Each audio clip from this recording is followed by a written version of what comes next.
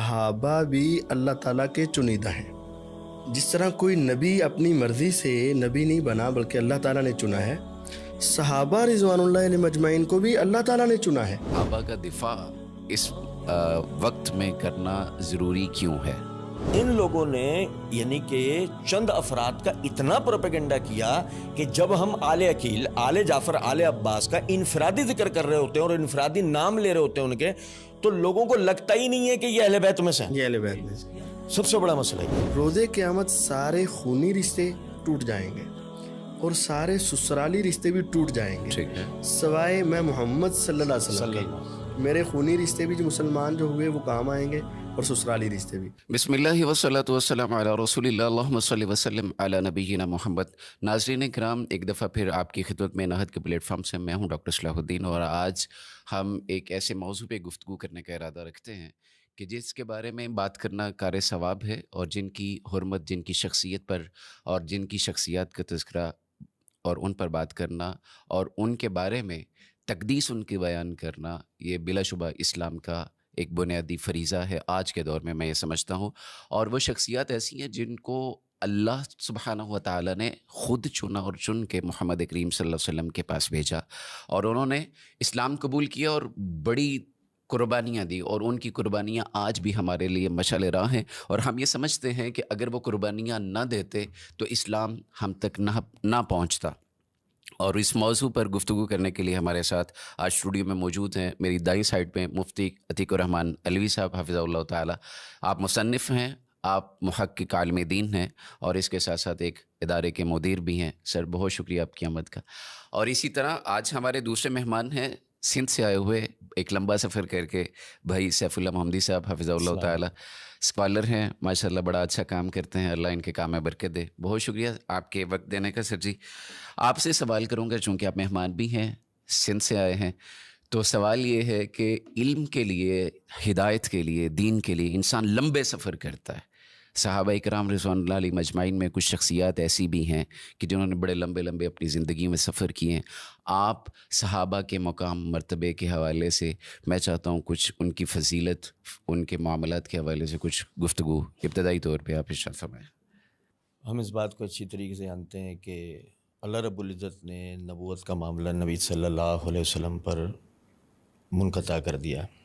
آپ کے بعد کوئی بھی شخص بحیثیت رسول نہیں آنا، اور ہدایت کا سلسلہ جو ہے آپ پر موقوف ہے۔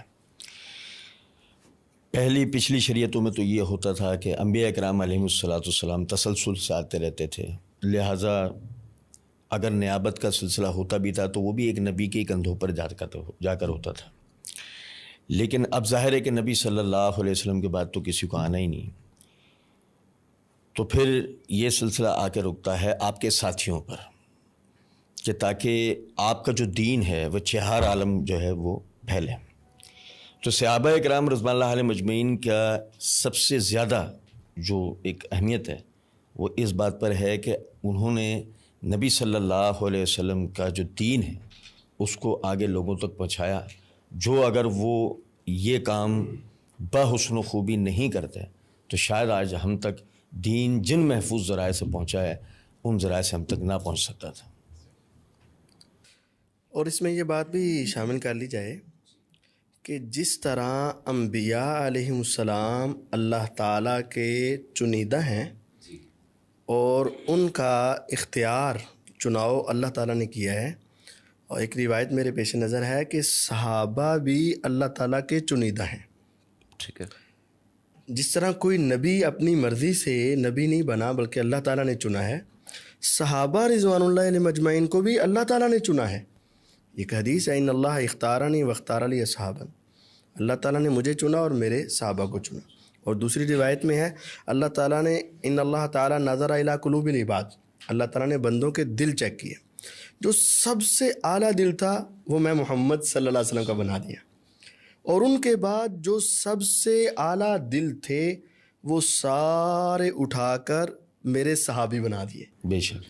تو یہ اختیار اور چناؤ اللہ تعالیٰ کا ہے، اور اگر اب کوئی شخص ان صحابہ کے اوپر اپنی زبان کھولتا ہے، در حقیقت وہ صحابہ پر نہیں کھول رہا، وہ در حقیقت اللہ رب العزت کے اوپر کھول رہا ہے۔ جیسے یہ کہا جائے کہ بھئی اپنی پسند کے بندے الگ کر لو، تو میں جس کو الگ کروں، اگر تو وہ سارے اچھے ہیں تو وہ کریکٹر مجھے جائے گا یہ اچھے آدمی کو پسند کرتا ہے، اور اگر میں کوئی افراد اپنے پسند کروں اور آپ کہیں ان میں ایک چور ہے، ایک ڈاکو ہے، ایک زانی، ایک شرابی ہے، تو جہاں ان کی وہ غلطیاں ہوں گی تو چننے والا بھی تو اسی کریکٹر کا مالک ہوگا. تو میرا رب العزت، اللہ رب العزت جو ہیں وہ غلط اختیار نہیں کر سکتے. ایسے ہی بالکل تو صحابہ اللہ کی پسند ہیں. بالکل صحیح. مجھے یاد آ گیا آپ کی بات سے وہ کہ اللہ سبحانہ و تعالیٰ نے چن کے دیے صحابہ. یہ زانی شہید رحمہ اللہ بیگم کورٹ میں تقریر کرتے ہوئے ان کے بھی الفاظ کچھ ایسے تھے کہ اگر اعتماد نہ ہوتا، اگر اس طرح کی معاملات نہ ہوتی تو نبی صلی اللہ علیہ وسلم کبھی بھی نبوت کا اختتام کبھی بھی وہاں پہ نہیں ہوتا. تو خیر، آج کے دور کی ایک جو بڑی اہم میں سمجھتا ہوں ایک سوال ہے، وہ یہ ہے کہ جیسے ہی یہ ایام شروع ہوتے ہیں نئے سال کے، ان نئے سال کے ایام کے اندر بالخصوص ایک گروپ ایسا ہے جو اپنے بڑوں کی بڑائی بیان کرنے کے لیے صحابہ کی تنقیص کرنا ضروری سمجھتا ہے. اسے یہ لگتا ہے کہ دوسرے کو گرائے بغیر، دوسرے کو گالی دیے بغیر شاید اس کی بڑائی بیان نہیں ہوگی یا اس کی پاکیزگی بیان نہیں ہو سکتی. آپ اس حوالے سے کیا رائے رکھتے ہیں کہ صحابہ کا دفاع اس وقت میں کرنا ضروری کیوں ہے؟ اصل میں دیکھیں ڈاکٹر صاحب، میں یہاں ایک بات ضرور کروں گا. پہلے شاید کہ سننے والوں کو آپ کی بات سے یہ تاثر جائے کہ جو آپ نے جملہ استعمال کیا ہے کہ اپنے بڑے، جی، تو انہیں شاید کوئی یہ گمان گزر رہا ہو کہ آپ اہل بیت کو قبول نہیں کر رہے ہیں، کیونکہ وہ تو یہی تاثر دیتے ہیں نا کہ جی ٹھیک ہے. جبکہ بات اس طرح نہیں ہے. ٹھیک ہے. کہ ان کے بڑوں سے مراد یہ ہے کہ ان کا جو امامت کا نظریہ ہے جسے پروموٹ کرنے کے لیے سال میں ان کے پاس کوئی وجہ نہیں ہے، جی، کوئی دلائل نہیں ہے اور کوئی پختہ عقیدہ نہیں ہے، ٹھیک ہے، کہ جس کی وجہ سے وہ اس کو بیان کر سکتے ہوں. تو مصائب کربلا کے نام سے وہ اپنے اس امامت کے عقیدے کو بیان کرنا چاہتے ہیں. اچھا، اب مسئلہ یہ ہے کہ مارکیٹ کے اندر آپ اپنے یعنی مخالف جو کاروبار کرنے والا ہے اس کی شے کی جب تک عیب بیان نہ کریں، برائی بیان نہ کریں، آپ اپنا چورن بیچ نہیں سکتے، آپ اپنی چیز بیچ نہیں سکتے. اب صورتحال یہ ہے کہ وہ یعنی کہ اپنے نظریہ امامت کو تو وہ بیان کرنے کی صلاحیت و طاقت رکھتے نہیں ہیں. صحابہ کرام رضوان اللہ علیہ مجمعین نے جو نبی صلی اللہ علیہ وسلم سے سیکھ کر خلافت کے نظریے کو کھڑا کیا، اس کی ظاہری مخالفت بھی نہیں کی جا سکتی کیونکہ اس کے پیچھے قرآنی آیات و احادیث شاہد ہیں، وہ تو محض تاریخ واقعات تو نہیں ہے نا. اس لیے یعنی صحابہ کرام رضوان اللہ علیہ مجمعین پر تنقید کر کے اور ان کی شان میں تنقیص کر کے لوگوں کو اپنا نظریہ امامت اور یہ ساری چیزیں بیان کی جاتی ہیں، وہ اس کے بغیر ان کے پاس چارہ کاری نہیں ہے. وہ براہ راست تو اپنے نظریے کو وہ بیان کر ہی نہیں سکتے نا. بالکل ٹھیک ہے. اچھا شیخ صاحب، آپ سے یہ جاننا ہے، جیسے میری بات کے اوپر گرہ لگائی ہے، تعلیق لگائی ہے شیخ صاحب نے، اور اچھی لگائی ہے اور مجھے وہ بات بیان کرنی تھی، لیکن میں اسی پہ آپ کے چونکہ ایک سوال ہے، اور سوال یہ ہے صحابہ کرام رضوان اللہ علیہ مجمعین، اہل بیت اعظام یا اہل بیت اطہار، یہ دو الگ الگ چیزیں ہیں، یہ دو الگ الگ شخصیات ہیں، یہ دو الگ الگ عظیم نفوس قدسیاں ہیں. حرمت اہل بیت کی زیادہ ہے، صحابہ کی زیادہ ہے. یہ اس معاملے کو آپ کس نظر سے دیکھتے ہیں؟ یہ جو ایک تفریق کا سلسلہ شروع ہو جاتا ہے یا یہ الزام لگایا جاتا ہے، کہا جاتا ہے کہ جب ہم اہل بیت کا تذکرہ شروع کرتے ہیں یہ صحابہ کی بات کرنا شروع کر دیتے ہیں، تو آپ کیا کہیں گے؟ در حقیقت بات یہ ہے کہ ہمارے معاشرے میں یہ دو شخصیات کو آمنے سامنے لا کر کھڑا کر دیا گیا ہے. جی، کہ جو صحابہ کا ماننے والا ہے وہ اہل بیت کا ماننے والا نہیں ہے، جو اہل بیت کا ماننے والا ہے وہ صحابہ کا ماننے والا نہیں. حالانکہ یہ بات ہماری طرف سے تو ایسے نہیں ہے، لیکن دوسروں کی طرف سے بعین ہی واقعتاً ایسے ہی ہے کہ وہ اہل بیت کا نام تو لیتے ہیں لیکن صحابہ کا تذکرہ ان کی زبان سے آپ کو جلدی سننے کو نہیں ملے گا. ہم بحمد اللہ تعالی اہل سنت جو ہیں اہل بیت کے بھی ماننے والے ہیں، صحابہ کے بھی ماننے والے ہیں. اب مجموعی اعتبار سے فضائل کی بات ہو تو وہ الگ اس کا جواب ہوگا، انفرادی اعتبار سے ہو تو الگ بات ہوگا. جب اہل بیت لفظ بولتے ہیں تو اس میں دو خوبیاں جمع ہوتی ہیں، ایک اہل بیت اور ایک صحابہ. بالکل ٹھیک ہے. جو اہل بیت حضور کے دور میں تھے وہ صحابہ پلس اہل بیت، بالکل ایسے. اور جو صحابہ ہیں وہ صرف صحابہ ہیں. اگر اس اعتبار سے دیکھا جائے تو ان کی دو خوبیاں ہیں، اہل بیت پلس صحابہ، بالکل اور صحیح. دوسری طرف صرف صحابہ. لیکن اگر آپ دوسرے اینگل سے دیکھیں تو جو سابقون الاولون ہیں ان میں اکثریت صحابہ کی، اکثریت اہل بیت کی نہیں ہے، نہیں ہے. ان میں اکثریت صحابہ کی ہے. تو مختلف اینگل سے دیکھا جائے گا. اگر آپ اس کا جواب رسول اکرم صلی اللہ علیہ وسلم کی حدیث سے چاہیں یا صحابہ سے چاہیں نا، تو دو احادیث آپ کے سامنے رکھتا ہوں. سب سے پہلے کہ جب رسول اکرم صلی اللہ علیہ وسلم سے پوچھا گیا ای الناس احب الیک، لوگوں میں سب سے زیادہ آپ کو پسند کون ہے، یہ بخاری مسلم کی روایت ہے. آپ نے یہ نہیں کہا اہل بیت، آپ نے فرمایا عائشہ رضی اللہ عنہ.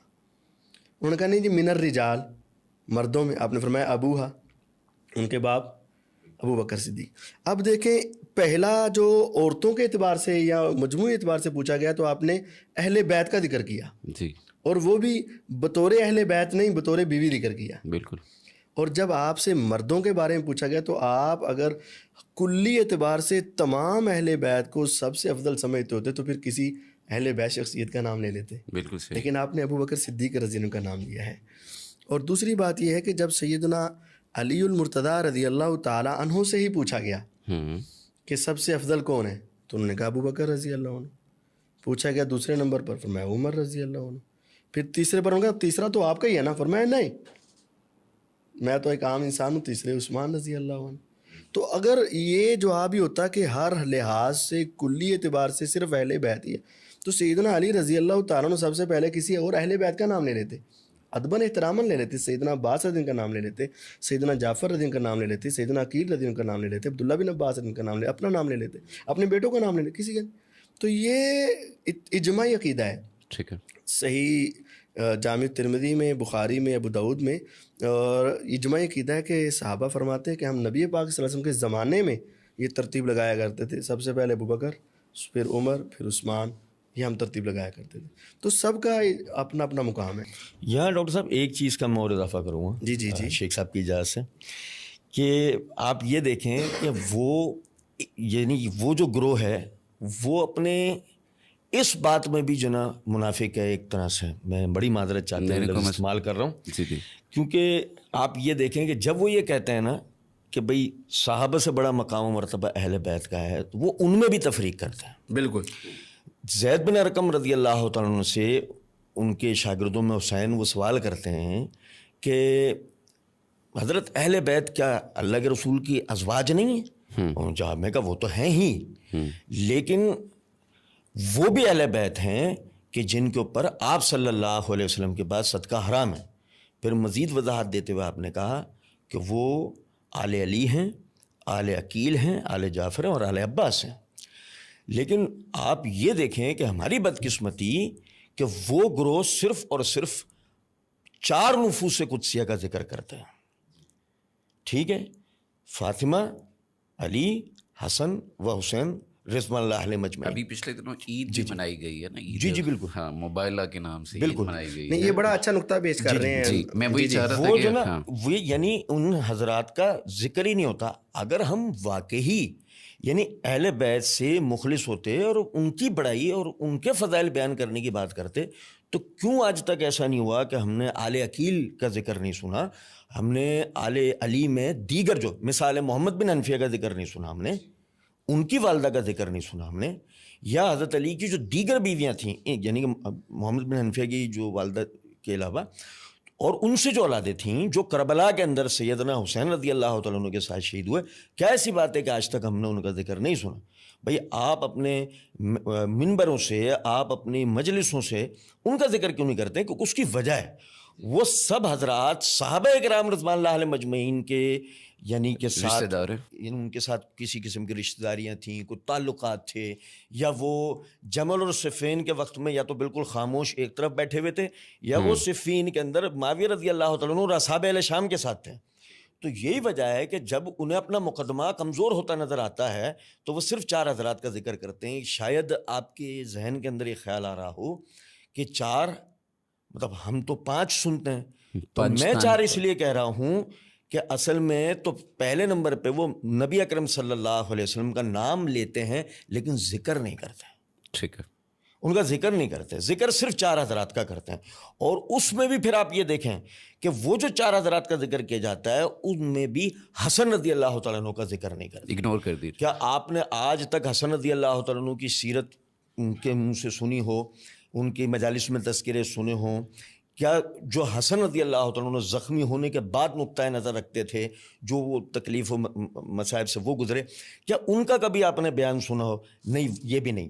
اچھا, پھر حسن رضی اللہ تعالیٰ عنہ کے ازواج کا ذکر سنا ہو, ان کی اولادوں کا ذکر سنا ہو, وہ بھی نہیں کرتے, کبھی نعرہ بھی نہیں لگایا. تو اس کے لیے جی بالکل بالکل, یہ بالکل وہ والی بات ہے, دور کے ڈھول ہمیشہ سہانے لگتے ہیں. کہ جو دعوے زبانی ہے نا کہ جی ہم اہل بیت کے ماننے والے ہیں اور ہم ان کا ذکر کرتے ہیں, یہ صرف صحابہ کا ذکر کرتے ہیں, اہل بیت کا ذکر نہیں کرتے ہیں. بات یہ ہے کہ ان لوگوں نے یعنی کہ چند افراد کا اتنا پروپیگنڈا کیا کہ جب ہم آل عقیل, آل جعفر, آل عباس کا انفرادی ذکر کر رہے ہوتے ہیں اور انفرادی نام لے رہے ہوتے ہیں ان کے, تو لوگوں کو لگتا ہی نہیں ہے کہ یہ اہل بیت میں سے ہیں. سب سے بڑا مسئلہ یہ ظلم ہے اہل بیت کے ساتھ. اور میں نے کہیں پڑھا بھی تھا, اور میں نے کئی محقق جو عالم دین تاریخ کو بھی سمجھنے والے ان سے سنا بھی, کہ کربلا کے میدان میں سیدنا حسین رضی اللہ تعالیٰ عنہ کے ساتھ جو شہید ہونے والی اور وہ جو ایک شخصیات ہیں, ان میں ابو بکر نام کے 3 لوگ ہیں, عمر نام کے ہیں. اس حوالے سے آپ کچھ؟ بالکل ایسا ہی ہے, جن کو یہ علی اصغر, علی اکبر کے نام سے نام بدل لیے انہوں نے, تو وہ بڑا علی اور چھوٹے علی, تو ان کا اصل نام تو یہ نہیں ہے نا کہ بڑے علی چھوٹے علی, اصل ان کے نام ابو بکر, عمر اور عثمان رضی اللہ ان کے نام پر تھے. لیکن اگر یہ اپنا مقدمہ واضح کر دیتے تو آج تک روزی روٹی بند ہو جاتی ان کی, کیونکہ گالی بھی دینی ابو بکر, عمر, عثمان کے نام کو. تو اگر یہی بتایا جاتا کہ حضرت حسنین, کریمین تو ان کے ساتھ اتنی محبت کرتے اور اپنے بیٹوں کے نام ان کے ناموں پر رکھتے, تو پھر وہ جھوٹے مقدمے کے وہ فدق کھا گئے, وہ خلافت لے گئے, مار دیا, کوڑا پھینک دیا, یہ کہ وہ ساری باتیں تو جھوٹ ثابت ہو جانی تھی. تو اس وجہ سے نام ہی بدل دیے گئے. دشمنوں کے اوپر تو اپنے بچوں کا کوئی نام کوئی بھی نام نہیں رکھتا ہے. اور یہ محمدی صاحب نے بڑا اچھا نقطہ پیش کیا کہ یہ صرف اہل بیت کا چورن بیچنا چاہتے ہیں نام لے کر نا. اگر یہ اہل بیت کو مانتے ہوتے تو ازواج مطہرات کو گالی کبھی نہ دیتے. اگر یہ اہل بیت کو ہی ماننے والے ہوتے تو سیدنا حسن رضی کے بارے میں ان کی زبان درازیاں نہ ہوتی, نبی کا احترام کر لیتے, نبی کا احترام. اگر اہل بیت کو ماننے ہوتے تو حضور کی باقی 3 بیٹیوں کا انکار کیوں کرتے؟ بالکل صحیح. تو یہ صرف اہل بیت میں سے بھی صرف 4-5 کوئی ماننے اچھا, والے. خلفائے ثلاثہ کی بات بھی ہوئی ہے ناموں کے حوالے سے, تو میں محمدی صاحب آپ سے یہ جاننا چاہتا ہوں کہ کیا خلفائے ثلاثہ جو ہیں, ابو بکر, عمر, سیدنا عثمان رضی اللہ تعالیٰ عنہم اجمعین, کیا یہ اہل بیت میں شامل ہیں یا نہیں ہیں؟ بالکل ظاہر ہے وہ اہل بیت میں ہیں. ابو بکر صدیق رضی اللہ تعالیٰ عنہ, عمر رضی اللہ تعالیٰ عنہ, تو دونوں سسر ہیں. جی. ان کی بیٹیاں یعنی ابو بکر کی بیٹی عائشہ اور عمر کی بیٹی حفصہ جو ہیں وہ نبی صلی اللہ علیہ وسلم کی بیویاں ہیں. عثمان رضی اللہ تعالیٰ عنہ کے نکاح میں آپ کی 2 بیٹیاں ہیں, زینب اور رقیہ. تو اس اعتبار سے جو ہے وہ ان کی رشتہ داریاں. پھر بعد میں جی نہیں آپ جی آپ کر لیں. میں شیخ صاحب کچھ کہنے لگے تھے, میں پھر ان کی طرف جا رہا تھا. جی نہیں شیخ صاحب سے میرا نقطہ نظر اس میں تھوڑا سا مختلف ہے. جی. وہی میں یہ سمجھتا ہوں کہ یہ شخصیات بہت عظیم ہیں, ٹھیک ہے, لیکن اہل بیت جو ہیں وہ ان تینوں شخصیات میں سے کسی کو نہیں کہا جائے گا. ٹھیک ہے. سیدنا ابو بکر صدیق رضی کی بیٹی تو اہل بیت. میرے ذہن میں وہ بات آ رہی تھی, میں سوری آپ بات کیجیے گا, کہ سیدنا پھر عمر رضی اللہ تعالیٰ عنہ, محمدی صاحب آپ کو یاد ہوگا حدیث سے یا تاریخی حوالوں سے بھی کہ سیدنا عمر رضی اللہ تعالیٰ عنہ سیدنا علی کے گھر رشتہ نکاح کا پیغام اس وجہ سے بھیجا, تاکہ میرا ان کے ساتھ رشتہ جڑ جائے, وہ اہل بیت ہو جائے نہیں, اہل بیت سے تعلق جڑ جائے. ٹھیک ہے. تو یہ ہے کہ وہ اہل بیت میں شامل نہیں ہے. ٹھیک ہے. یہ تینوں ہستیاں, لیکن اہل بیت کے ساتھ گہری رشتہ داری ضرور ہے. اور ہاں, ان کو ایک اور فضیلت حاصل ہے. آپ نے فرمایا کلو ناسب و سحر تنقطع الا نسب و سحری. روز قیامت سارے خونی رشتے ٹوٹ جائیں گے اور سارے سسرالی رشتے بھی ٹوٹ جائیں گے, سوائے میں محمد صلی اللہ علیہ وسلم کے. میرے خونی رشتے بھی جو مسلمان جو ہوئے وہ کام آئیں گے, اور سسرالی رشتے بھی. محمدی صاحب, ہم آج کل دیکھتے ہیں سوشل میڈیا کا چونکہ ایک دور ہے, اور ہر بندے کے ہاتھ میں ایک ٹول موجود ہے, جس طرح کا اس کا ذہن ہے ویسی اس کی پوسٹ یا اس کی پروفائل ہوتی ہے. جس قدر صحابہ کرام رضوان اللہ علیہ اجمعین کے نام لیوا یا ان کا دفاع کرنے والے بڑھ رہے ہیں, اسی طرح سوسائٹی کے اندر ان کے اوپر زبانیں تان دراز کرنے والے, ان کے اوپر الزامات کی بچھاڑ کرنے والے, ان کے بارے میں اپنے منہ سے دیدہ رہنی کرنے والے اس طرح کے لوگ بھی ہم دیکھتے ہیں کہ معاشرے کے اندر ویسی ہی بڑھ رہے ہیں. آپ کیا سمجھتے ہیں اس کا؟ کیا یہی افراط و تفریط کے ساتھ اس کا مقابلہ کیا جائے گا یا کس طرح اس کا ہو سکتا ہے؟ نہیں ڈاکٹر صاحب، آپ جیسے کہہ رہے ہیں بات ہو سکتا ہے اس طرح بھی ہو یا ایسے بھی ہو.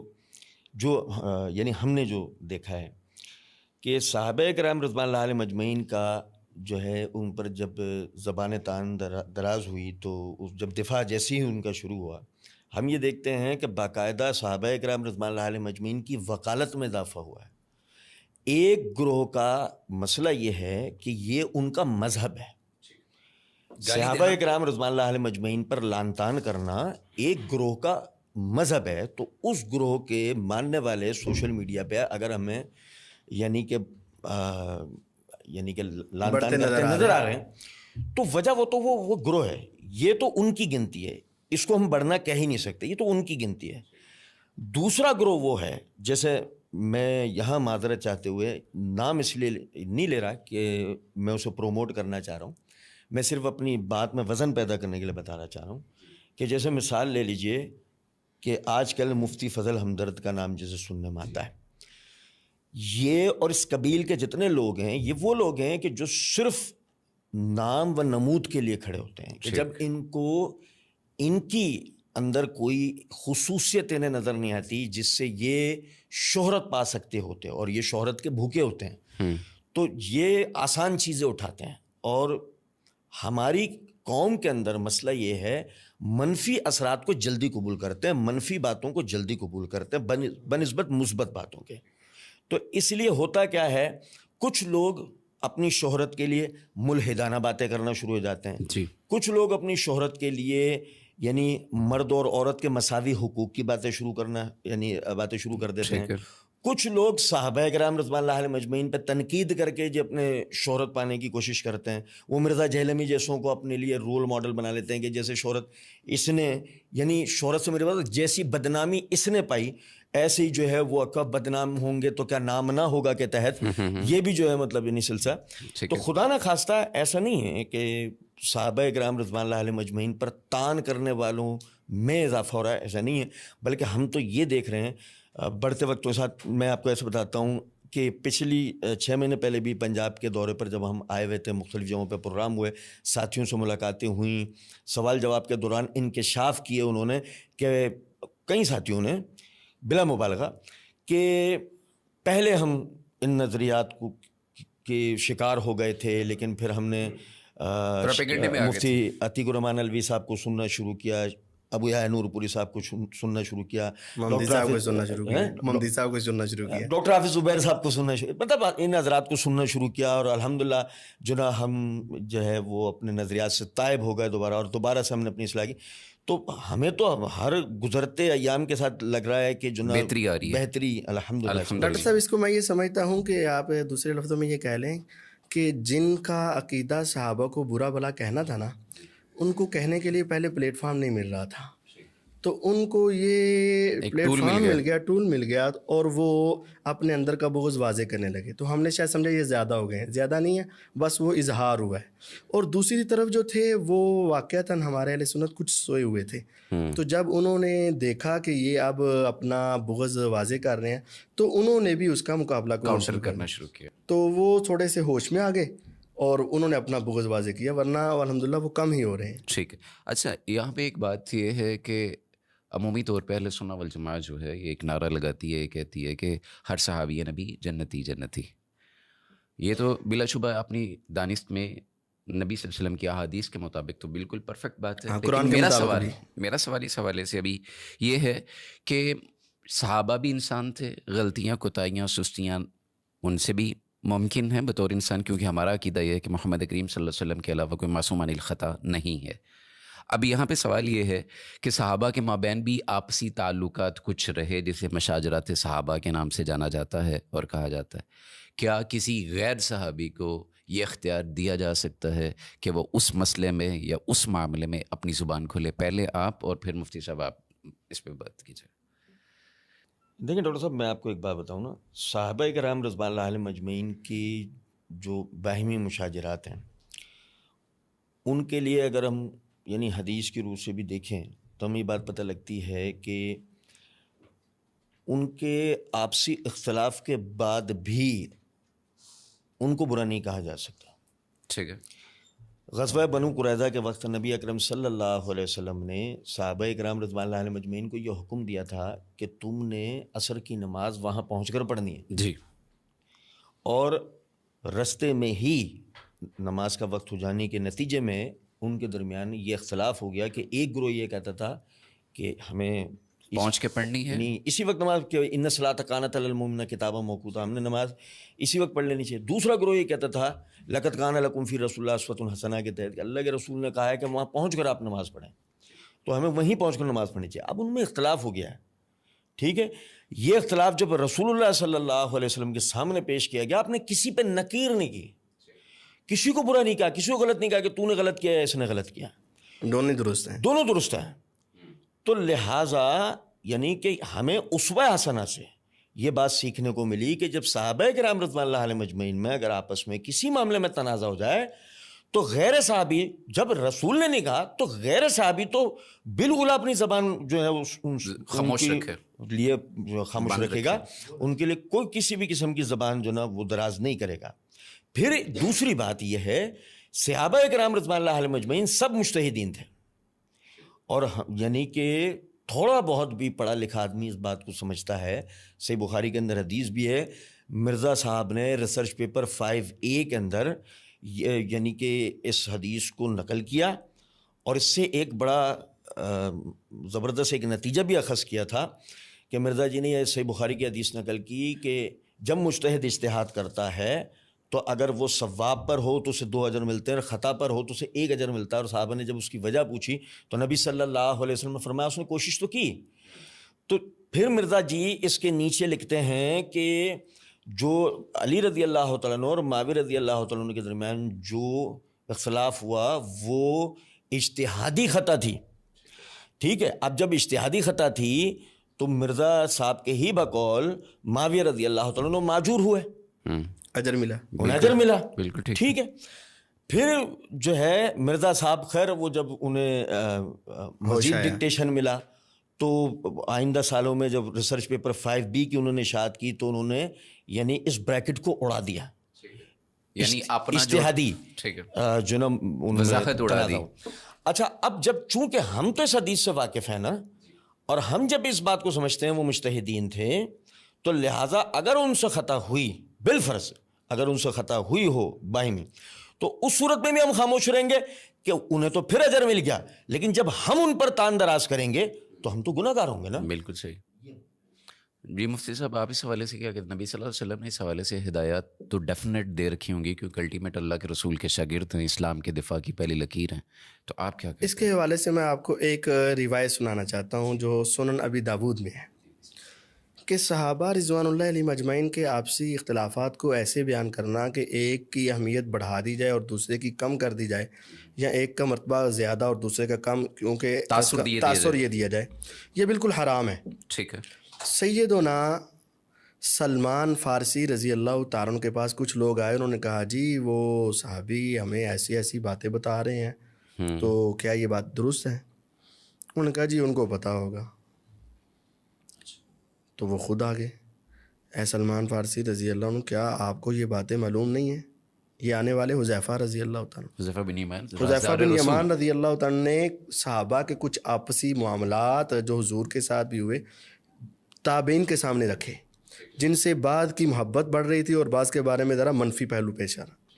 تو لوگوں نے تصدیق کے لیے حضرت سلمان فارسی رضی اللہ کا رخ کیا. ٹھیک. آپ نے نہ تصدیق کی نہ انکار کیا، فرمایا حذیفہ کو زیادہ پتہ ہوگا رضی اللہ عنہ.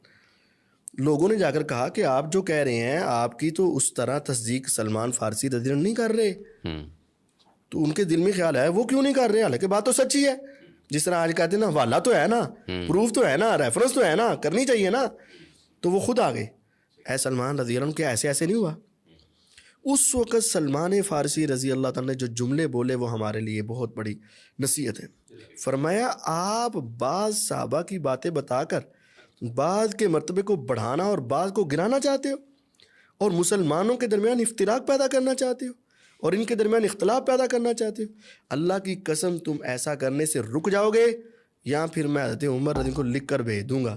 یہ ایک ایسی دھمکی تھی کہ جب عمر کی طرف گیا نا خط, پھر تم خود سارے ہی خاموش ہو جاؤ. تو مطلب یہ تھا کہ صحابہ کے آپسی ایسے معاملات, ان کے اوپر تمہیں جج نہیں بننا چاہیے, اور ان کے ایسے انداز میں بیان کرنا کہ جس کے ساتھ بعض صحابہ کی عظمت میں تو اضافہ ہو لیکن دوسروں کی عظمت کے اندر کمی پیش آ جائے, ایسا نہیں. یہی وجہ ہے کہ حضرات محدثین نے جتنی وہ روایات پیش کی ہیں ان میں سے ان کے اوپر اپنے کوئی کمنٹس نہیں دیے, اپنے انداز نہیں پیش کیے, لیکن یہ تو پڑھنے والے ہیں جو اس کو اپنے انداز میں پیش کر دیں. بالکل ٹھیک ہے. یہ بات وہی آ جائے گی کہ اپنے ذہن میں جو لغت ہے اس حساب سے اس کو لے کے چلتے ہیں. اور اسی حوالے سے پاکستان کے طول عرص میں ایک چیز جو ہم عموماً ہم دیکھتے ہیں کہ محرم کے ایام جیسے ہی شروع ہوتے ہیں تو ان دنوں میں کچھ چیزیں اپنے بلوں سے باہر نکل آتی ہیں, اور پھر وہ اپنا جو بھی اندر کا وہ ہوتا ہے, وہ بغض, عداوت, نفرت, کدورت وہ سامنے رکھ دیتے ہیں. اور اس کی سرکوبی کے لیے پاکستان کا امن, استحکام, پرامن معاشرہ ڈیفینیٹلی اس کے تزلزل اس میں آ جاتا ہے کہ یہ کیوں ہے, یہ کیوں ہماری جو شخصیات ہیں یا مقدسات ہیں ان کا احترام کیوں نہیں کیا جا رہا. تو کیا ناموس صحابہ بل جو ہے, ممدی صاحب آپ کیا سمجھتے ہیں, آپ بھی واقف ہیں اس کی جزیات سے سارا, تو آپ کیا سمجھتے ہیں یہ اس کے سدباب کے لیے کافی چیز ہے یا از خود کوئی لاہ عمل ترتیب دینا چاہیے؟ دیکھیے, از خود لاہ عمل تو ترتیب دینا مناسب بات نہیں ہے. ظاہر ہے کہ ایک ذمہ دار شہری ہونے کے اعتبار سے یہ ہماری ذمہ داری ہے کہ ہم حکومت وقت جو ہے, جو ہمارے قانون نافذ کرنے والے ادارے ہیں اور جو امن و امان قائم رکھنے کے ذمہ دار ہیں, ہم انہیں جو ہے یعنی جھنجھوڑیں اور انہیں اس طرف توجہ دلائیں کہ بھئی یہ ہمارے ہی نہیں بحیثیت مسلمان آپ کے بھی مقدسات میں سے ہیں, صحابہ ہوں, اہل بیت ہوں, یہ سب ہمارے مقدسات میں سے ہیں.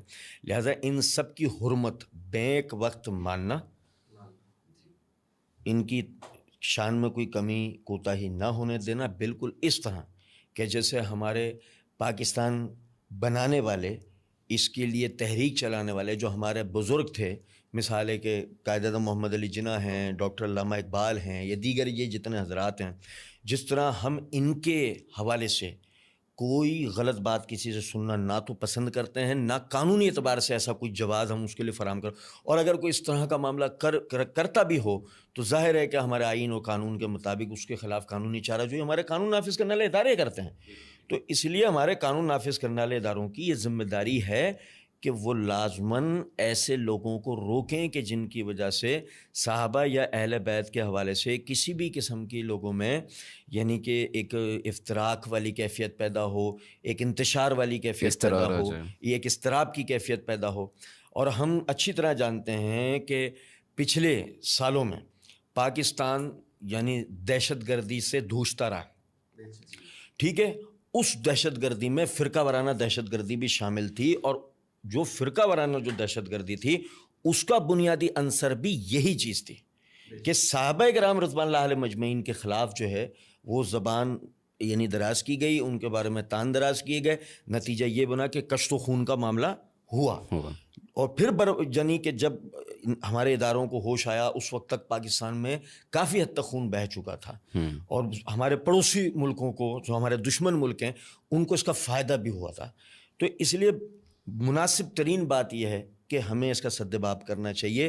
ایک محرم میں انتہائی عجیب و غریب قسم کی ایک ہوا بن جاتی ہے کہ جی پاکستان میں ہی مطلب دو الگ گروہ نظر آنا شروع ہو جاتے ہیں کہ جی ایک گروہ کی ہم ایسے خدا نخواستہ یعنی کہ وہ کارڈن آف کر دینے والا سلسلہ کرتے ہیں کہ گویا اس کو دوسرے جو گروہ ہے اس سے کسی قسم کا کوئی خطرہ ہے. حالانکہ دیکھیں سب کو اپنے اپنے حدود کے اندر رہنا چاہیے, کسی کو بھی اس بات کا حق نہیں ہونا چاہیے کہ وہ یعنی کہ اسلامی شاعر یا مقدسات کے خلاف کوئی کسی قسم کی کوئی بات کرے. اچھا مفتی صاحب, آپ سے ایک سوال ہے اور بڑا ٹیکنیکل سا ہے, اور وہ سوال یہ ہے, اہل بیت صحابہ کرام رضوان اللہ علیہ مجمعین کی آپسی کوئی بھی معاملہ ہے, کوئی بھی ناراضگی ہے, کوئی بھی غلط فہمی ہے, اس کی بنیاد پہ ان کے آپس میں کچھ بھی اونچ نیچ ہوئی ہے گفتگو میں, معاملات میں, رہن سہن میں, دیگر چیزوں میں, کیا کسی اور بندے کو اس بنیاد پہ کیونکہ یہ لڑا ہے نبی کے گھر والوں سے، یہ الجھا ہے نبی کے گھر والوں سے، یہ خلاف گیا ہے رسول کے گھر والوں سے، یا رسول نے جن کو اپنی چادر کے نیچے لیا تھا یہ ان کے خلاف گیا ہے، میں اس کی عزت نہیں کروں گا. اس طرح کا کوئی پیرامیٹر یا اس طرح کی کوئی چیز بنائی جا سکتی ہے؟ یہ تو بالکل غلط ہے. اس کے لیے 2-3 باتیں سمجھیں. آج جن کا نام لے کر یہ الجھنا چاہتے ہیں اور دوسروں کو غلط کہنا چاہتے ہیں، پہلے ان سے ہی پوچھ لیا جائے کہ یہ آپ سے لڑے تھے تو آپ ان کے بارے میں اب ہمیں کیا رہنمائی دیتے ہیں. تو سب سے پہلے سیدنا علی المرتضیٰ رضی اللہ تعالیٰ عنہ نے جب یہ ارشاد فرما دیا، مصنف ابن ابی شیبہ میں ہے کہ جب وہ صفین کی جنگ سے واپس آ رہے یا تھے، جمل ہوئی ہے، جمل اور صفین کے بعد صفین سے واپس آ رہے ہیں، تو اس وقت انہوں نے کہا ہے کہ یا ایھا الناس لا تکرہوا امارۃ معاویہ، لوگو تم نے عمارت معاویہ کو ناپسند نہیں کرنا. اگر آج کے افراد یہ کہیں چونکہ یہ ان سے ٹکرایا ہے لہذا ہم عزت نہیں کریں گے، تو یہ تو سیدنا علی رضی اللہ عنہ کے بھی خلاف ہو گیا، کیونکہ سیدنا علی رضی اللہ تعالیٰ عنہ کہہ رہے ہیں کہ تم اس کو ناپسند نہیں ایک کرنا. طرف عقیدہ ہے کہ امام معصوم ہے، غلطی معصوم نہیں ہے. کرتا، اور غلط حکم کیسے دے گا؟ غلط کیسے حکم دے سکیں گے؟ دوسرا، سیدنا حسن رضی اللہ تعالیٰ نے جب یہ صلح کر لی اور صلح کر کے اپنا ہاتھ دے دیا اور اپنے بھائی سے فرمایا تم بھی ان کی بیعت کرو، یہ میرے امام ہیں، اور اپنی ساری زندگی ان کے ساتھ محبت کا معاملہ پیش رکھا، تو یہ تو ہمارے لیے یہ نصیحت ہے کہ اگر کوئی اختلاف ہو بھی گیا ہے تو تم نے ہمارے بڑوں کی آپسی اختلاف کی وجہ سے کسی بڑے کے اوپر طنز نہیں کرنی.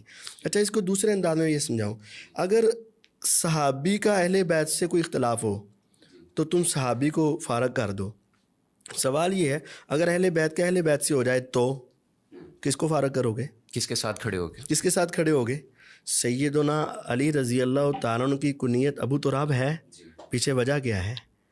سیدہ فاطمہ الزہرا رضی اللہ عنہا اور سیدنا علی رضی اللہ کا آپس میں کچھ اختلاف ہوا، ناراضگی ہو گئی، اور ناراض ہو کر گھر سے نکل گئے. اتنی ناراضگی ہو گئی کہ گھر چھوڑ کر چلے گئے اور جا کر مسجد میں لیٹ گئے. رسول اکرم صلی اللہ علیہ وسلم گھر میں آئے، پوچھا تیرے چچا کا بیٹا علی رضی اللہ کہاں ہے؟ فرمایا وہ ناراض ہو کر چلے یعنی گئے. فاطمہ ناراض ہو کے نبی صلی اللہ علیہ وسلم کے پاس آ گئی؟ فاطمہ رضی اللہ عنہ اپنے گھر میں ہیں، علی المرتضیٰ رضی اللہ عنہ اپنی زوجہ محترمہ سے ناراض ہو کر گھر سے نکل گئے اور مسجد میں جا کر رسول اللہ صلی اللہ علیہ وسلم علی کے گھر گئے. ہاں، رسول اکرم صلی اللہ علیہ وسلم سیدنا فاطمہ اور علی کے گھر میں آئے اور آ کر پوچھا کہ تیرے چچا کا بیٹا کدھر ہے؟ فرمایا وہ تو ناراض ہو کے چلے گئے. تو آپ نے ان کو تلاش کیا اور پھر وہاں گئے. علی رضی اللہ تعالیٰ عنہ زمین پر لیٹے، پردہ تھوڑا سا ہٹا اور مٹی جسم سے چپکی اور آپ نے اپنے ہاتھ سے اس کو اتارا اور فرمایا کم یا ابا تراب. اب سیدہ فاطمہ الزہرا رضی اللہ عنہا کا سیدنا علی المرتضیٰ رضی اللہ عنہ سے کیا ہو گیا؟ اختلاف. اگر آپ صرف اختلاف کی وجہ سے یہ کہو گے چونکہ یہ اہل بیت سے ٹکرائے ہیں لہٰذا ہم ان کے ساتھ کھڑے اور دوسروں کے ساتھ نہیں کھڑے، اب آپ سیدنا علی رضی اللہ عنہ کے ساتھ کھڑے ہوں گے یا سیدہ فاطمہ الزہرا؟ یہ دونوں کے ساتھ. ہم کہیں گے دونوں کے ساتھ. ایک مرتبہ اختلاف ہوا سیدنا عباس رضی اللہ عنہ کا سیدنا علی رضی اللہ عنہ کے ساتھ، دونوں ہی اہل بیت ہیں، آپ کن کے ساتھ کھڑے ہوں گے؟ ہم دونوں کے ساتھ. تو جب ان کے آپسی اختلافات میں آپ کسی کو اگنور نہیں کرتے بلکہ دونوں کی عزت احترام کو قائم رکھتے ہیں تو صحابہ کے اختلافات میں بھی قائم رکھنا. سیدنا عباس کا اور سیدنا علی چچا بھتیجا کا رشتہ ہے. ہاں جی. اور آپ کا یہ اختلاف رسول اللہ صلی اللہ علیہ وسلم کی وفات کے بعد ہوا ہے. سیدنا عمر رضی اللہ تعالیٰ کے دور میں بخاری شریف کے اندر بھی موجود ہے. اور وہ کس مال کے متعلق تھا؟ مال بنو نذیر اور مال فدق وغیرہ کے بارے میں، وہ جس کے نام سے آج کہا جاتا ہے کہ یہ ایسے. جی، یہ باغ فدق اور مال بنو نذیر کے حوالے سے آپس کا اختلاف تھا، اور صرف اختلاف اس بات میں تھا کہ اس کی نگرانی کا مکمل مالک کون ہوگا.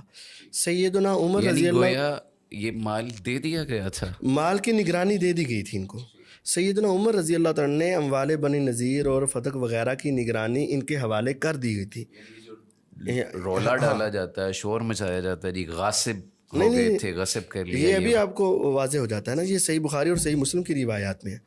اصل آپسی ان کا اختلاف یہ ہوا تھا کہ سیدنا علی رضی اللہ تعالیٰ چاہ رہے تھے کہ کل مال کی نگرانی میرے کنٹرول میں رہے، اور سیدنا عباس رضی اللہ عنہ چاہ رہے تھے کہ یہ میرے کنٹرول میں رہے. تو سیدنا عمر رضی اللہ تعالیٰ نے اس وقت یہ کہا تھا کہ تمہیں اللہ کا واسطہ دے کر پوچھتا ہوں، کیا تم نے یہ حدیث نہیں سنی کہ انبیاء فرماتے تھے کہ ہمارا ترکہ صدقہ ہوتا ہے، وراثت تقسیم نہیں ہوتی. تو وہاں اقرار کیا تھا سیدنا علی رضی اللہ عنہ نے بھی سیدنا عباس رضی اللہ عنہ نے بھی کہ جی ہاں ہم نے یہ حدیث سنی ہوئی ہے اور آپ کا فیصلہ بالکل عین اسلام کے عین مطابق ہے کہ آپ اس کو وراثت نہیں بنا سکتے. ہاں اس کو ہمارے درمیان ہمارے ضروریات کے لیے ضرور استعمال کریں گے. اور اس کے بعد سیدنا علی المرتضیٰ رضی اللہ تعالی عنہ نے جب سیدنا عمر رضی اللہ تعالیٰ کی شہادت کے بعد ان کی میت پر کھڑے ہو کر یہ جملہ بولا کہ میں چاہتا تھا کاش آپ جیسے اعمال لے کر اللہ تعالیٰ کو ملوں. جی یہ ایک ایسا زبردست جملہ ہے جو ان کی پوری زندگی کا کریکٹر سرٹیفکیٹ ہے. اگر آپ کہیں کہ سیدنا ابو بکر اور سیدنا عمر رضی اللہ عنہ نے مال کو چھین لیا تو پھر حضرت علی رضی اللہ فرماتے ہیں میں تمہارے جیسے عمل لے کر ملنا چاہتا تھا, تو اس کا مطلب وہ بھی انہی فیصلوں کو تسلیم کر رہے تھے, مان رہے تھے. اچھا دوسری بات یہ ہے کہ یہ ظلم اس وقت ہوتا ہے کہ جب بعض ورثاء کو دیا جائے اور بعض کو نہ دیا جائے. اب وراثت میں حصے دار اگر بیٹی بنتی ہیں تو وراثت میں حصے دار تو بیوی بھی بنتی ہے, کم یا زیادہ وہ الگ بات ہے. تو ظلم اس وقت ہوتا کہ ابو بکر رضی اللہ عنہ حضور کی بیٹی کو نہ دیتے اور اپنی بیٹی کو دے دیتے. عمر رضی اللہ تعالیٰ عنہ پیغمبر کی بیٹی کو نہ دیتے اور اپنی بیٹی سیدہ حفصہ کو دے دیتے, تو یہ ظلم تھا. جب انہوں نے اپنی بیٹیاں نبی کی بیویوں کو بھی نہیں دیا اور حضور کی بیٹی کو بھی نہیں دیا اور آگے سے حدیث سنائی اور اس حدیث کا اقرار سیدنا علی رضی اللہ عنہ نے کیا. اب یہی سوال ہے کہ کیا سیدنا علی رضی اللہ عنہ نے غلط اقرار کیا یا صحیح؟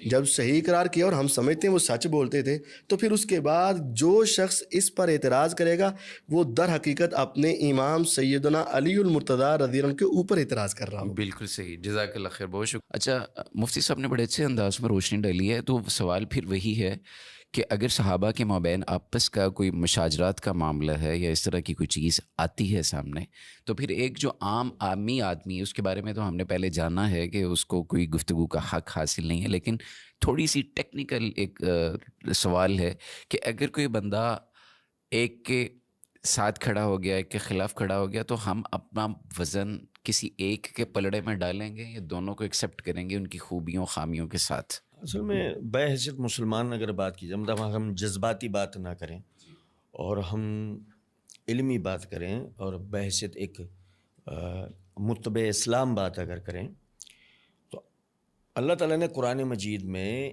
اس کا کرائٹیریا یہ دیا ہے فَإِن تَنَازَعْتُمْ فِي شَيْءٍ فَرُدُّوهُ إِلَى اللَّهِ وَرَسُولِهِ إِن كُنتُمْ تُؤْمِنُونَ بِاللَّهِ وَالْيَوْمِ الْآخِرِ.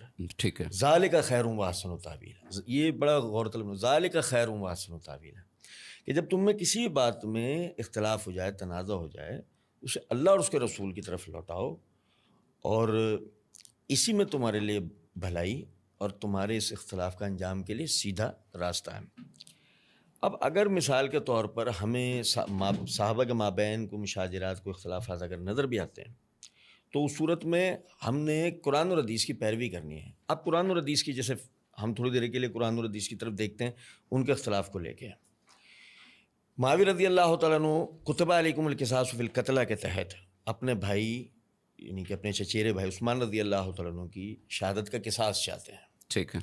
اور علی رضی اللہ تعالیٰ عنہ سورہ حجرات کی آیت کے تحت کہ مومنین کے دو گروہوں کے درمیان صلح کراؤ, اصلاح کا معاملہ کرو, تو آپ اس آیت کے تحت جو نا یعنی کہ مسلمانوں کے مابین یعنی وہ کہ جنہوں نے علی رضی اللہ تعالیٰ عنہ کی بیعت کر لی ہے اور وہ لوگ کہ جو معاویہ رضی اللہ تعالیٰ عنہ کے ساتھ وہاں شام میں موجود ہیں, تو آپ اس آیت کے تحت اصلاح کا معاملہ کرنا چاہتے ہیں. اب جب ہم دیکھ رہے ہیں کہ دونوں حضرات کے پاس دلیل موجود ہے اور دلیل کے مطابق, تو ہم یہاں یہ کہنے پر مجبور ہیں کہ ہمیں دونوں کے ساتھ کھڑا ہونا پڑے گا.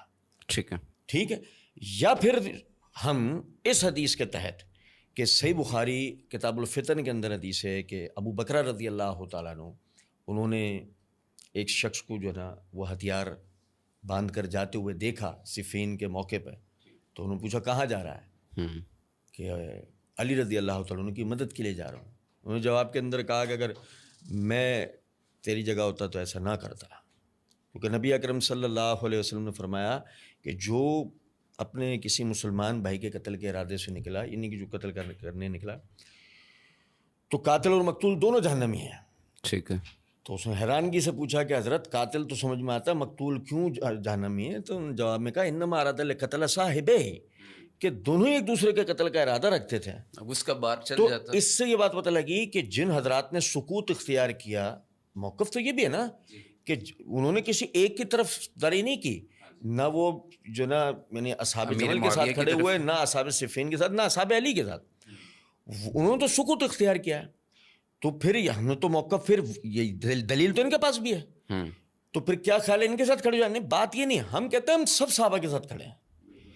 اہل سنہ کا منہج یہ ہے، میں چند شاذ آراء کے علاوہ اہل سنہ کا اصل منہج یہ ہے. میں آج بڑی معذرت کے ساتھ یہ بات کر رہا ہوں کہ کوئی یہ کہے کہ تمہاری تو کوئی حیثیت نہیں ہے، تم طالب علموں بھی نہیں گنے جاتے ہیں. جو جن حضرات کا یہ موقف تھا وہ تو محدثین میں سے، مفسرین میں سے ہیں، لیکن یہ شاذ آراء ہیں، چند لوگوں کا موقف ہے. اہل سنت کا اصل موقف ہے ہی یہ کہ تمام صحابہ کرام رضوان اللہ علیہ مجمعین کے ساتھ کھڑا ہوا جائے گا، کیونکہ ان سب کے پاس دلیل تھی.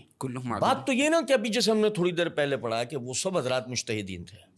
جب وہ سب حضرات مجتہد کہتے ہیں اس کو جو دلیل کے اوپر کھڑا ہو، تو ان سب حضرات کے پاس دلیل تھی. اس بنا پر ہم کہتے ہیں وہ بھی صحیح تھا، یہ بھی صحیح تھا، وہ بھی صحیح تھا. جیسے ابھی میں نے تھوڑی دیر پہلے مثال دیا، ہمارے یہاں بعض ساتھی جو نا وہ فوراً حیران ہو کے کہتے ہیں کہ جی منطق تو یہ کہتی ہے کہ ایک صحیح ہو تو ایک غلط ہو. وہی کہنے لگا تھا کہ ایک صحیح ہوتا ہے، غلط ہوتا ایک ہے، غلط ہوتا ہے. لیکن یہ دو صحیح، بلکہ تین صحیح کیسے ہو گئے؟ تو وہی جیسے غزوہ بنو قریظہ کی مثال بھی ہم نے سمجھی کہ نبی صلی اللہ علیہ وسلم کی سیرت سے ہمیں یہ بات پتہ لگی دو بھی صحیح ہو سکتے ہیں. ایسا نہیں ہے کہ ایک صحیح ایک غلط والا، کیونکہ بات تو اصل میں دلیل کی پیروی کی ہے. یہاں صرف اور صرف اچھا، میں چاہتا ہوں یہاں پہ تھوڑی سی بات مزید کھول دی جائے، اور وہ بات یہ ہے کہ جمل اور صفین کی بات ہو رہی ہے. تو اس جنگ میں نبی صلی اللہ علیہ وسلم نے ایک جو بشارت کہہ لیں یا ایک پیشن گوئی کہہ لیں جو دی تھی سیدنا عمار بن یاسر رضی اللہ تعالیٰ عنہ کے حوالے سے، تو وہ بھی واقعہ ہے، اور اس میں بھی اسی طرح سے ایک دروازہ کھولا جاتا ہے گفتگو کا اور محاذ آرائی کا. تو اس حوالے سے آپ پھر کیا کہیں گے کہ جب کہ آپ کہہ رہے ہیں تینوں صحیح ہیں، تو تینوں پھر کیسے صحیح کنسیڈر کیے جائیں گے جبکہ سیدنا عمار بن یاسر رضی اللہ تعالیٰ عنہ کو شہید کیا جا چکا ہے، یا بعد میں سیدنا علی رضی اللہ تعالیٰ عنہ کو بھی شہید کیا جا چکا ہے، یا دیگر کوئی 70,000 کے لگ بھگ میرا خیال ہے نفوس جو تھی اس ان جنگوں میں، وہ ان کا خون بہا ہے، وہ دنیا سے رخصت ہوئی ہیں. ڈاکٹر صاحب میں اس میں پہلی تو بات یہ عرض کروں گا کہ یہ 70,000 کا عدد محض ایک پروپیگنڈا ہے. مطلب اگر ہم ان کے اسانید سے بحث کریں تو یہ ثابت شدہ بات نہیں ہے. اتنی بڑی تعداد کا یہ صرف ایک چلیں مطلب خون بہا شہادتیں مبالغہ رہی ہیں، جی ٹھیک ہے نا، 70,000 کا عدد نہیں ہے. اور پھر اس میں بھی میں عموماً ایک سوال عموماً کیا کرتا ہوں جی کہ کسی طرح بھی یعنی کہ صحابہ کرام رضوان اللہ علیہ مجمعین کی شہادتوں کو ان دونوں واقعات کے اندر، یعنی کہ صحابہ رضی اللہ عنہ کی شہادتوں کو 10 کے عدد تک پہنچایا جائے. ٹھیک ہے. اللہ قرآن مجید میں کہتا ہے نا تلک عشرۃ کاملہ، یعنی کہ اگر 10 کی بھی گنتی گنا دی جائے نا تو ہم بھی تب بھی ہم یہ کہیں گے کہ بہت بڑا سن، کیونکہ اس سے زیادہ تو شہادتیں بدر میں ہو گئی ہیں اور احد میں ہو گئی ہیں اور دیگر اس میں ہو گئی ہیں. تمہارے لیے اپنی جگہ ایک بات ہے. دوسری بات یہ ہے کہ آپ یہ دیکھیں کہ عمار رضی اللہ تعالیٰ عنہ والی روایت کے اندر یہ الفاظ ہیں کہ عمار آپ انہیں جو ہے جنت کی طرف دعوت دے رہے ہوں گے اور وہ جہنم کی طرف بلا رہے ہوں گے. ٹھیک ہے. جبکہ صحیح بخاری ہی کے اندر حدیث نمبر 7121 ہے کہ نبی اکرم صلی اللہ علیہ وسلم نے فرمایا لا تقوم الساعة حتى تقتتل فئتان عظیمتان یکون بینہما مقتل عظیمہ دعوتہما واحدۃ، کہ قیامت قائم نہیں ہوگی جب تک کہ دو مسلمانوں کے گروہ آپس میں لڑیں، یہاں تک کہ یعنی کہ ان میں ایک ٹھیک ٹھاک یعنی کہ خون ریزی ہو جائے. دعواتہما واحدۃ، ان کا دعویٰ ایک ہوگا. اب تمام محدثین کا اجماع ہے اس بچ، تمام شارحین یہ بات کہتے ہیں کہ اس سے مراد اصحاب علی اور اصحاب اہل شام یعنی معاویہ رضی اللہ تعالیٰ عنہ کے ساتھی ہیں.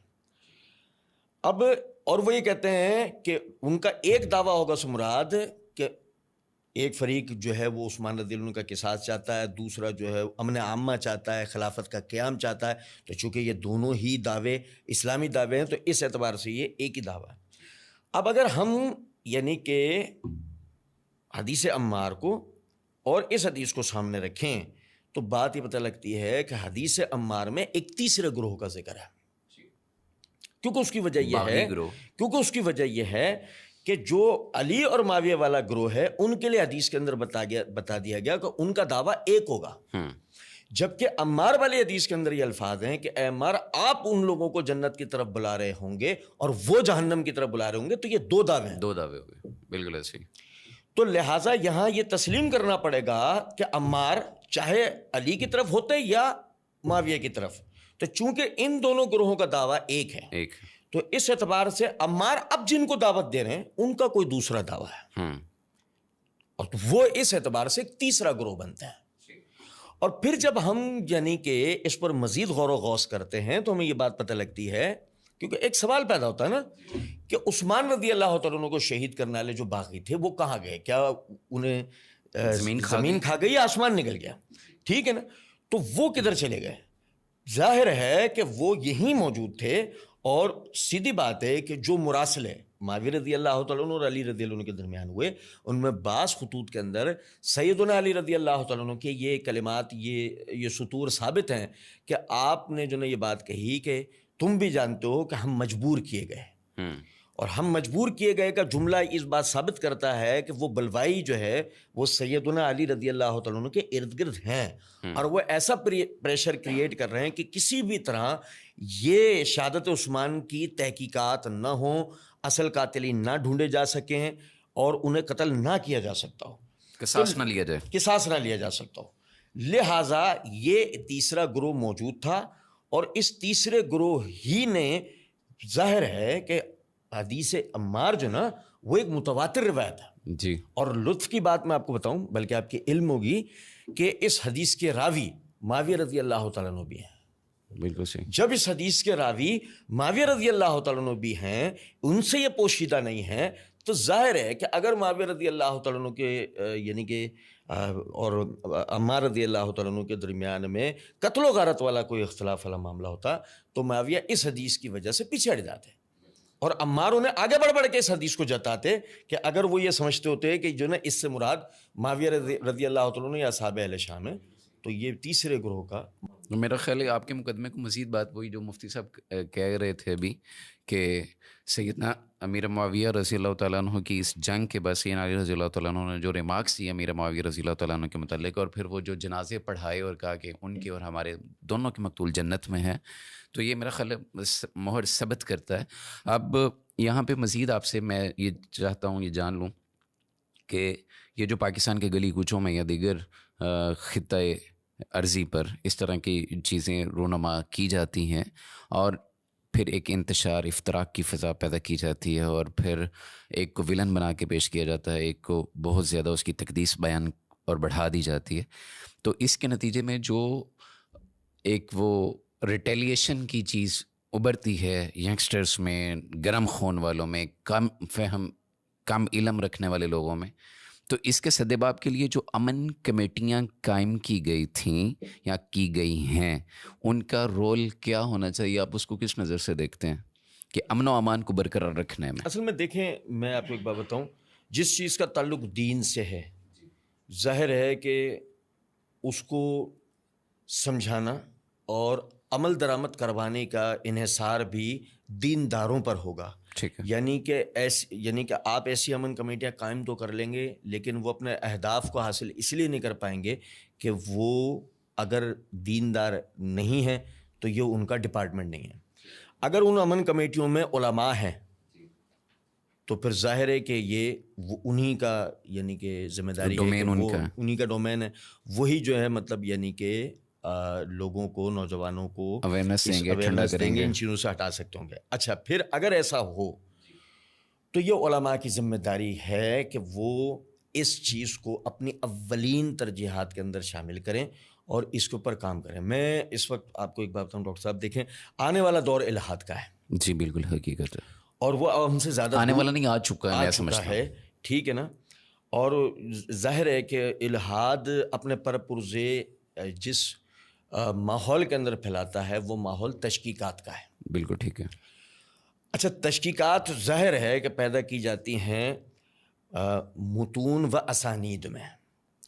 متون ہیں قرآن اور حدیث, اور اسانید ہیں صحابہ کرام رضوان اللہ علیہ مجمعین. ٹھیک ہے, ظاہر ہے کہ متون کے اوپر یعنی کہ اگر آپ کسی بھی طرح یعنی شکوک و شبہات پیدا کرنے کی کوشش کریں بھی تو اسانید کے ہوتے ہوئے آپ ناکام ہو جائیں گے، کیونکہ ظاہر ہے کہ کسی بھی متن میں شک کی صورت میں اس کی دیگر اسانید ڈھونڈی جا سکتی ہوں گی اور آخر کار ہم علم الیقین کے درجے پر جا سکتے ہوں گے۔ بالکل صحیح۔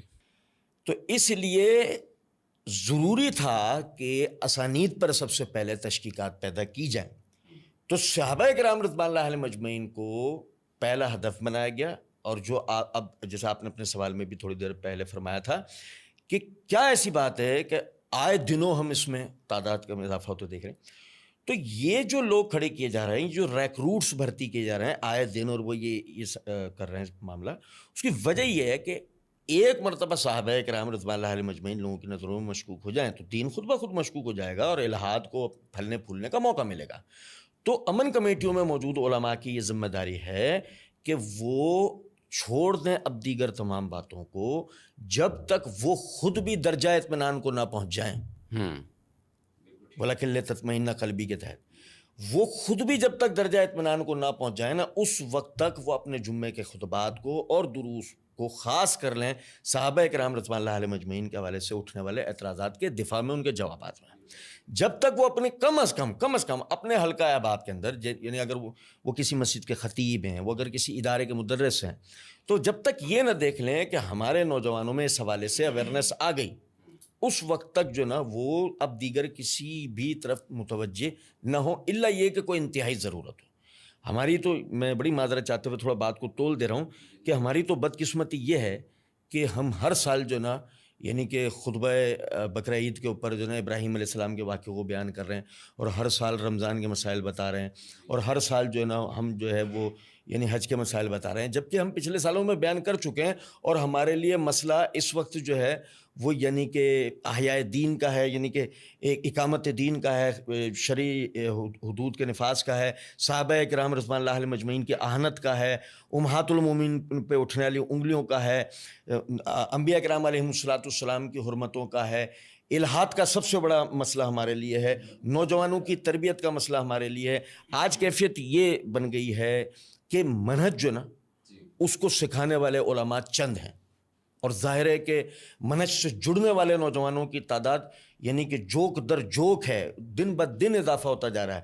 اب اس صورت کے اندر اور پھر یہ بھی ایک مسئلہ ہے کہ ایک اسپیس، ایک خلا ہے کہ جو نا وہ نوجوان جا کے چونکہ سارا دن جڑا رہتا ہے سوشل میڈیا سے، اور علماء کا عام طور پہ ان سے جو آمنا سامنا ہوتا ہے وہ یا تو خطبات میں ہو رہا ہے یا دروس کے اندر ہو رہا ہے۔ علماء سوشل میڈیا پہ آنا نہیں چاہ رہے، ٹھیک ہے نا، وہ اس طرف آنا نہیں چاہ رہے، وہ ان چیزوں کو اس پہ لانا نہیں چاہ رہے، تو یہی وجہ ہے۔ اچھا شیخ، صحابہ کے مشاجرات ہیں، آپس کے معاملات ہیں، دیگر چیزیں ہیں، ایک عام نوجوان ہے جو اسلام کی سمجھ بوجھ اتنی نہیں رکھتا، عربی زبان سے اس کا کوئی لینا دینا نہیں ہے، اس نے جو سنا ہے یا سوشل میڈیا سے جو پڑھا، سیکھا، دیکھا، اسی پہ اس نے اپنی زندگی گزارنی ہے۔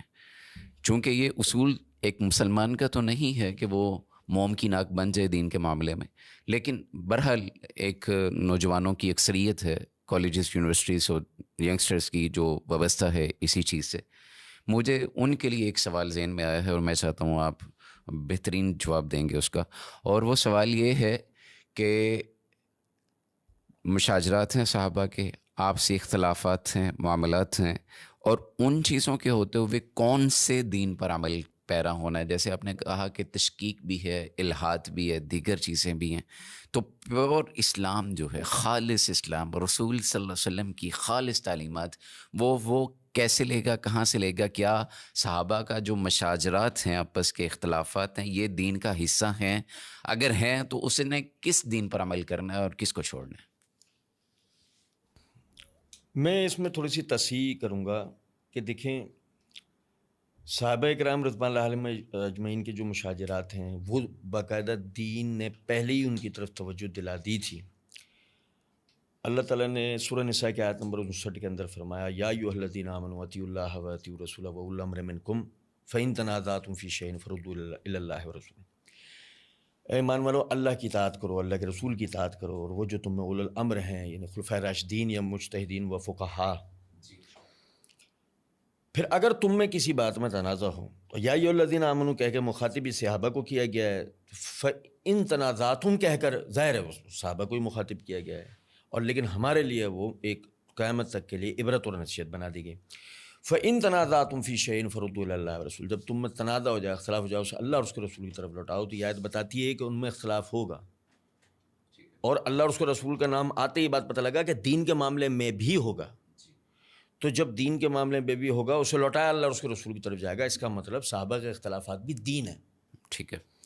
جب صحابہ کے اختلافات بھی دین ہیں تو اس صورت میں یعنی کہ ہمیں جس طرح آج نماز کے معاملے میں تشکیک پیدا کی جاتی ہے کہ آیا ہاتھ ناف کے نیچے باندھنے چاہیے کہ سینے پہ باندھنے چاہیے کہ لٹکانے چاہیے، آیا رفع الیدین صرف عند رکوع و بعد رکوع ہے یا کل تکبیر ہے یا جو ہے جس طرح بھی، تو ہم اس میں ثواب بات کو ڈھونڈتے ہیں، صحیح بات کو ڈھونڈتے ہیں، صحیح طریقے کو ڈھونڈتے ہیں. بالکل اسی طریقے سے مشاجرات صحابہ کے معاملے میں بھی صحیح بات کی پیروی کی جائے گی، اور وہ دین کا حصہ ہے، وہ تاریخ ہے ہماری، وہ ہماری تاریخ ہے. اس سے ہمیں بہت کچھ سیکھنے کو ملتا ہے.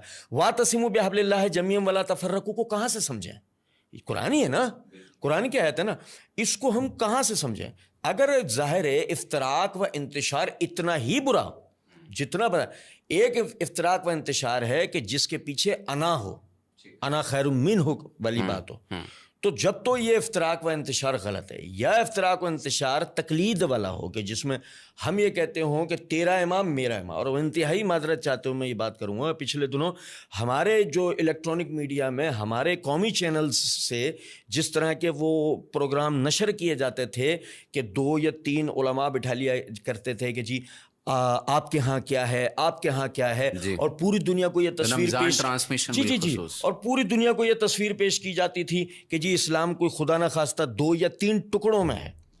تو اب سیدھی سی بات ہے کہ اس صورت میں ایک عامی جو ہے وہ یعنی اس کو یہ سمجھنا چاہیے بات کو کہ اسلام ہمارے یا تمہارے ہاں نہیں ہے، اسلام ایک ہے. اور صحابہ کے اختلافات سے یہی تو چیز ہمیں سیکھنے کو ملتی ہے کہ جب ان میں اختلاف ہوتا تھا وہ صحیح بات کی طرف جاتے تھے، وہ صحیح بات کو ڈھونڈتے تھے. ایسے ہمیں جب ان کے اختلافات پتہ لگے پھر ہم صحیح باتوں کی طرف گئے اور ہم نے اس کی پیروی کی. تو یہ جو ہے اور یہ بھی میں یہاں پر بات واضح کر دوں کہ جی یہ اگر کسی کو اس طرح خیال گزرے بھئی یہ تو دین نہیں ہے نا، اسے چھوڑ دو، نہیں، اسے چھوڑنے کا جو مطلب ہے نا، جو نیت ہے اصل میں کہ جی اس پہ آپ بات نہیں کرو، اس پر گنجائش صرف ان لوگوں کے لیے رکھو جنہوں نے اپنے مذہب کی نشر و اشاعت کے لیے محرم کے 10 دن رکھے ہوئے ہیں، اور وہ صحابہ کرام رضوان اللہ علیہم اجمعین پہ تنقید کریں، یا جن لوگوں نے کوئی مخصوص ازم کو فالو کرنا ہے اور وہ صحابہ کرام رضوان اللہ علیہم اجمعین کے جو نظریہ سیاست خلافت ہے اس کو کسی طرح وہ داغدار بنانے کی کوشش کرو، تو یہ میدان صرف ان کے لیے چھوڑ دو. تو یہ ایسا نہیں ہے. یاد رکھیں اس معاملے کو کہ دین قرآن حدیث اور آثار و سیرت صحابہ کا نام، بالکل ٹھیک. اگر ان سیر کو ہم چھوڑ دیں گے تو پھر آہستہ آہستہ ہوگا یہ ہماری آنے والی نسلوں کو ان اختلافات کے حل اور ان کے اصل پس منظر کا پتہ نہیں ہوگا، جس کا نتیجہ یہ نکلے گا کہ جیسے میں نے ابھی تھوڑی دیر پہلے عرض کیا کہ جی دور تو اب الہات کا ہے، تو تشکیکات اسی لیے پیدا کی جا رہی ہیں. تو اگر آج ان تشکیکات کے بیان کے نتیجے میں ان کا دفاع اور ان کا جواب اور یہ چیزیں ہم سیکھیں گے سمجھیں گے نہیں، تو یہ چونکہ دین کے بنیادی راوی ہیں تو کل کو انہی کو یعنی کہ متنازع بنا کے دلیل بنا کے اور دین کو متنازع بنانے کی کوشش کی جائے گی. تو اس لیے ان کا بھی سیکھنا سمجھنا ضروری ہے. بالکل صحیح ہے. جزاک اللہ خیر. ناظرین کرام، آپ نے پر مغز سیر حاصل گفتگو سنی ہے اور انشاءاللہ یہ سلسلہ جاری رہے گا. مجھے اجازت دیجیے، انشاءاللہ آپ سے ملاقات ہوگی اگلے پروگرام میں نئے مہمانوں کے ساتھ. اللہ آپ سب کو سلامت رکھے. السلام علیکم ورحمۃ اللہ وبرکاتہ.